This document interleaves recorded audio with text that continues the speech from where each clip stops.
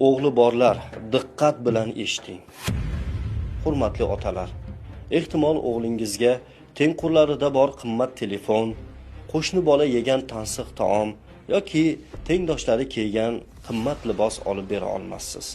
Bu fojia emas. Halol mehnat qilyapsizmi? Tamom. U yog'idan qayg'urmang. Ammo siz qayg'uradigan va halovatingizni yo'qotadigan boshqa gap bor.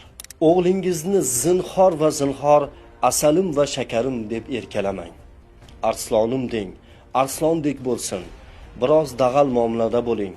Dag'al liboslar kiydiring, ilik kamirtiring, ba'zan qotgan non yediring, go'sht yediring, toki erkak bo'lib ulg'aysin.